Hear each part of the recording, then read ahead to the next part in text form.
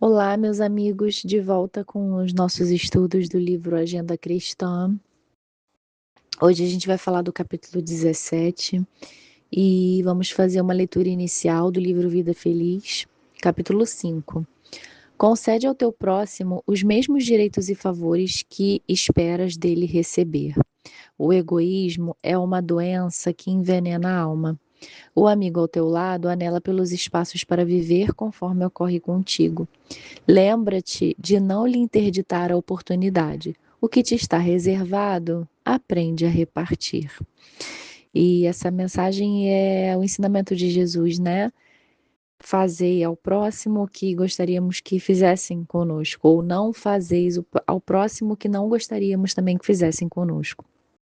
Então vamos fazer a nossa oração, agradecendo ao nosso Mestre Jesus por tantas bênçãos, por tantos conhecimentos passados e adquiridos, pedindo para que esse estudo, que essa leitura entre em nossos corações, fazendo com que nós possamos refletir e amadurecer a semente que já temos dentro de nós. Que assim seja, graças a Deus. Bom, o nome desse capítulo, né, 17, é Em Verdade. Em verdade, me lembra sempre as falas de Jesus, porque uma das falas, uma das formas bem conhecidas de Jesus nos falar é em verdade vos digo, né? Então, alguém chegava para ele, perguntava alguma coisa e ele falava, em verdade vos digo que assim, assim, assim. E aí vinha o ensinamento. E aqui ele vai falar algo parecido, né? Como tudo que está no Evangelho tem por base os ensinamentos do nosso Mestre Jesus. E ele vai falar que, em verdade, algumas coisas que nós temos, nós precisamos, digamos assim, benefícios que nós recebemos, características boas que nós recebemos, bênçãos que nós recebemos, nós devemos fazer bom uso dela, que é partilhar com os outros. É um pouco o que a gente leu na leitura inicial, né? Partilhar esses bens, partilhar o conhecimento. Se nós já sabemos fazer alguma coisa, devemos ter paciência com aquele que não sabe, porque da mesma forma, em algum lugar a gente também não vai saber e vai precisar da paciência do outro. Se nós temos muito dinheiro, devemos fazer bom uso dele, fazendo boas caridades com ele, atitudes de caridade, ou até mesmo repartindo esse dinheiro ou transformando esse dinheiro em coisas produtivas. E então o texto é sobre isso, né? E ele vai falando, e ele vai dando exemplo de como essas atitudes já são feitas por pessoas que seguiram esses ensinamentos. Então ele começa falando do santo. O santo não condena o pecador. O quem é o santo? O santo é a imagem, né? No catolicismo a gente fala muito dos santos.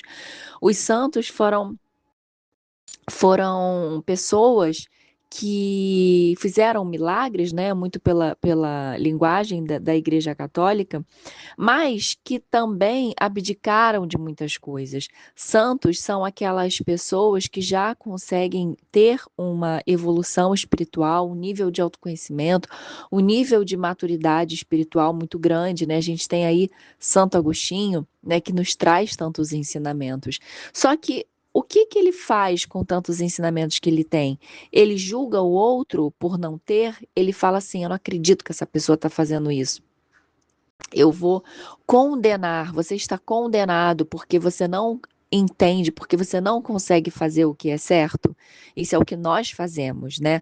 Nós falamos assim: ah, eu não vou mais ajudar Fulano porque eu já cansei de falar tantas vezes e ele não faz. Ou eu não vou ajudar Fulano porque se ele fez isso foi porque ele quis. Quando nós agimos dessa forma, nós estamos condenando um pecador. Lembrando que também o termo pecador vem muito ainda dessa noção da igreja, né? O pecador é aquele que comete o pecado, mas lembrando que o pecado aqui seria simplesmente aquela pessoa que não está seguindo as orientações do bem, que não está seguindo por ainda estar na ignorância, por ainda não ter atingido certo nível de conhecimento em relação àquilo, né? Então, uma criança, por exemplo, ela faz muitas coisas porque ela ainda não sabe como fazer do jeito certo, né? Ela não tem esse conhecimento. Nós, quando somos adultos e já sabemos o que deveríamos fazer, mas ainda não fazemos, nós já sabemos que temos que fazer o bem, nós já sabemos que temos que fazer a caridade, mas existem muitas coisas que nos impedem de fazer. Então, nós estamos sendo pecadores nesse sentido, estamos sendo crianças espirituais nesse sentido. E aí, o que que o santo então faz? Já que ele não condena o pecador, ele ampara sem presunção. Então, só nessa primeira parte, a gente já tem vários ensinamentos e várias coisas que nos faz olhar para dentro de nós, né? Nós somos muito presunçosos, né? A presunção, ela é esse sentimento de que eu me acho, porque eu sei. Então, a partir do momento que eu sou presunçoso, eu não admito que outra pessoa não saiba e não saiba como fazer. Então, ele fala que o santo mesmo de verdade, ele não vai criticar, não, ele não vai condenar, pelo contrário, ele vai amparar. Depois ele vai falar do sábio. O sábio é aquele que sabe muito, né? O sábio é aquele que detém a sabedoria. Mais do que o conhecimento, ele sabe como aplicar o conhecimento. Então, o sábio, ele não satiriza o ignorante, pelo contrário, ele vai esclarecer. E não só esclarecer, ele vai esclarecer de forma fraterna. O iluminado não insulta o que anda nas trevas, pelo contrário, ele aclara-lhe a senda. O orientador não acusa o aprendiz tateante. A ovelha insegura é a que mais reclama ao pastor. Lembrando também que Jesus falou que não veio para os sãos, ele veio justamente para os doentes, ele veio para aqueles que necessitam, né? Lembrando que nós aqui na Terra estamos numa escola, estamos num hospital. Se nós já estivéssemos curados das nossas vicissitudes, dos nossos vícios, dos nossos traumas, nós nem estaríamos mais aqui. Mas se estamos aqui é porque aqui é um lugar que precisamos desse amparo, que precisamos desse esclarecimento. Por isso a necessidade de tantas leituras, de tantos textos, de tantas reuniões de estudo.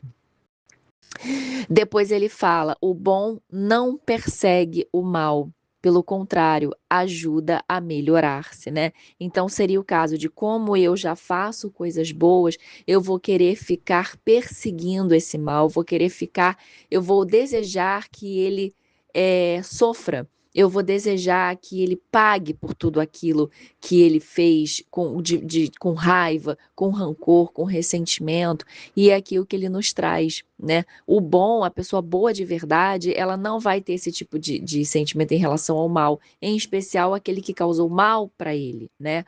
Ele vai querer que esse mal se melhore. O forte não malsina o fraco, pelo contrário, auxilia-o a erguer-se. O humilde não foge ao orgulhoso, ele coopera silenciosamente em favor dele. O sincero a ninguém perturba, pelo contrário, harmoniza a todos. E aqui ele vem falando do sincero, porque o sincero é aquele que realmente tem o desejo genuíno, verdadeiro dentro do seu coração.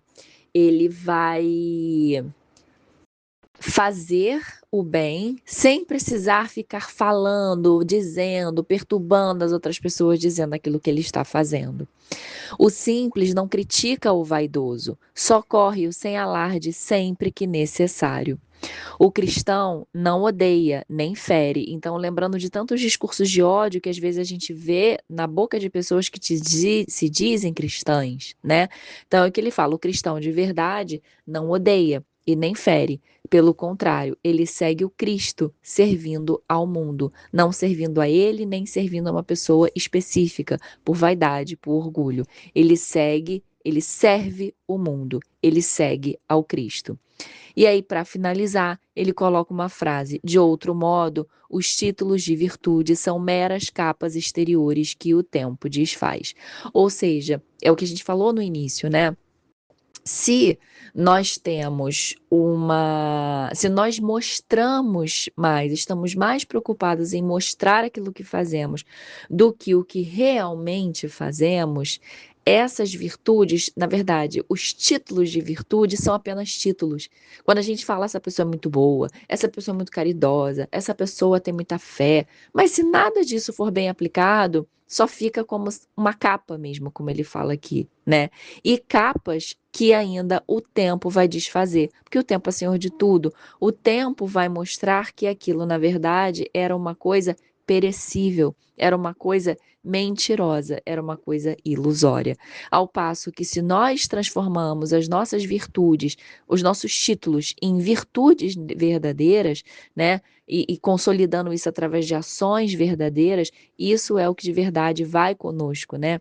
Para as nossas outras encarnações, para o nosso processo evolutivo, é o que vai, é o que faz da gente ser a gente de verdade, né? São as nossas ações, são as nossas boas ações. É o que transforma as nossas ações em verdadeiras virtudes. Então, eu espero que esse estudo tenha feito sentido para você. Eu espero que ele tenha te provocado algumas dessas palavras ou alguma dessas frases, se não todas, né? Tenha provocado uma boa reflexão.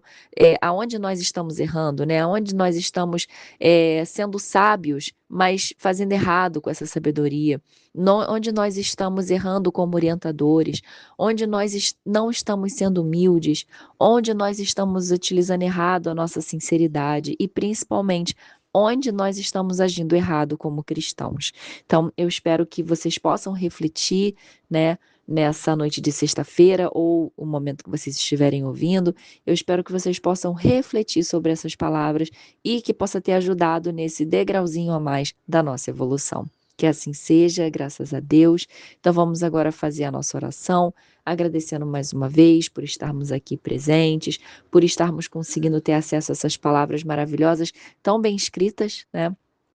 Que nos ajudam a cada dia, pedindo por todos aqueles que estão nos nossos pensamentos, todos aqueles que estão vinculados às nossas vibrações de paz, e que todos eles possam receber essas boas energias que estão sendo emanadas e aproveitadas aqui. Que assim seja, graças a Deus.